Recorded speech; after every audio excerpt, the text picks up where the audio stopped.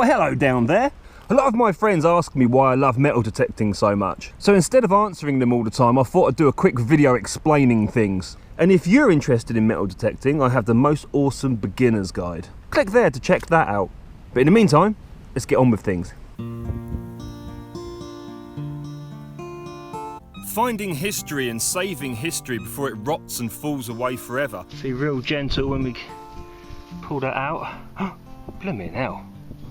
That's a big, thick coin if it's a coin. Wow, that is a very big Roman. Look, you can see the Emperor's head right there. Oh my God, that is fantastic. Man, 2,000 years in the ground. When I come along and dig it up, that is just beautiful. There you go, now I've wet it, you can make her out right centre in the middle there. Adding to our knowledge of history and heritage item by item. Look at that round. Ain't that cool? Giving the archaeologists the leads to investigate new historical sites. Take this matrix seal for example. Look at that. Okay, these were used, if you watch like Game of Thrones and old like historical films and stuff like that, you know when they put the wax down on the envelope before they send it off and it's got the seal of their family? That's what a matrix seal is. So what you can see there is the name of the family around the sides, around the edge of the matrix seal, and in the middle you can see their crest, their personal family crest. And this could be a small piece to a puzzle. A historical puzzle. Maybe we didn't know that this family was in this area, why were they here? It might answer certain questions, or it actually places a family in an area as well. Lots of teeny little finds like this just add to the big picture of our history and our heritage. Fascinating. Being in beautiful environments, there's something primal within us all where we're calmed and soothed by a beautiful landscape or perhaps a sunset. Our ancestors would have stared off in the distance, hunting prey or waiting for an enemy to arrive. And now we stare at screens, but TV, the internet and consoles haven't been around long enough to break the peace and meditation that can come to us whilst we're in these environments. It's still within us and it's good for us to be in these environments. Using our bodies, exercising, moving, breathing, this is what we were supposed to do. And I also like seeing things from a different perspective.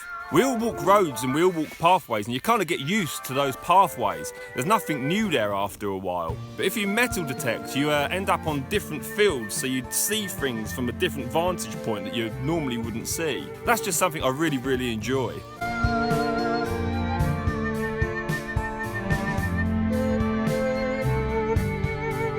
Finding hammered coins. Oh man, I love these things. Each one of these coins tells a little story and they really ignite my imagination.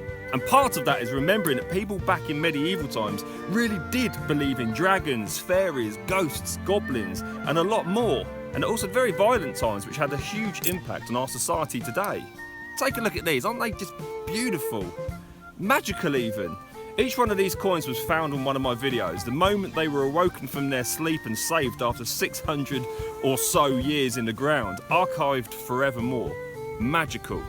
And here is the perfect example of how metal detecting ignites my imagination. You see this coin here, this is a cut half hammered. Okay, so it's half the value of a whole hammered.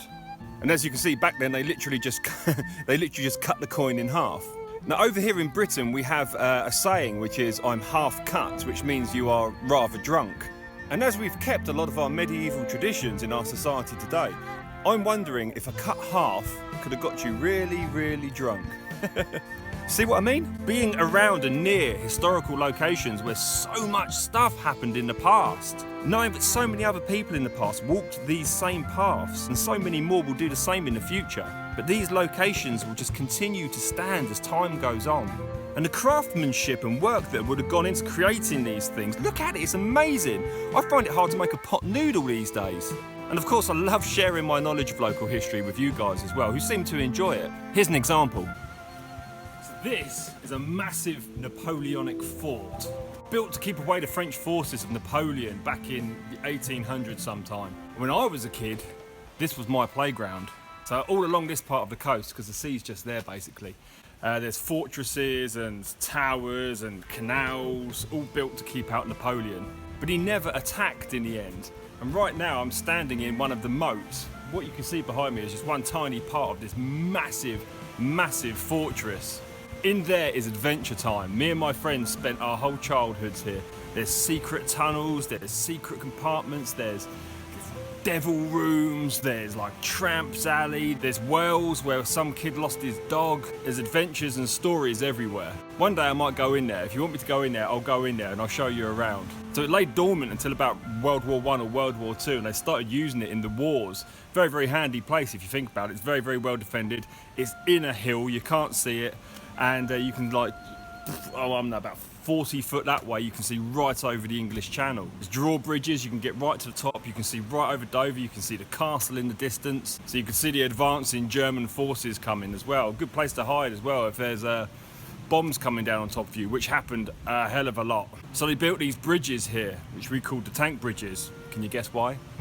So it was easy access for tanks and other vehicles to come from the town, come up here, Military Hill, okay, across these bridges, through this tunnel here, you could just see the whole channel. So if anybody was advancing towards you, you had the higher ground, and it was a great place to be. We used to call this place Smoky as a kid, and I'm not entirely sure why. I think it's because people lit so many fires here. Another kiddie thing to do, you know? But I hold this place very fondly in my memories. And of course, the adventure of it all. Not knowing what that beat may be, not knowing what historical artifact that may be, not knowing, it's like being a child again, it's like being a kid again, it's like constantly having Christmas. And this hobby ignites that child within you. It could be fun, really, oh, okay, look, let's be honest, it could be really, really dull, it can. But when you do find something, best hobby in the world. The adventure of being in these unusual locations, learning about history, stories, tales, keeping fit and being in places that resonate with me. So my friends, no need to ask me anymore. This could be the perfect pastime. And if it's not, it's pretty damn close. Thank you for watching, my friends. I shall see you in the next video.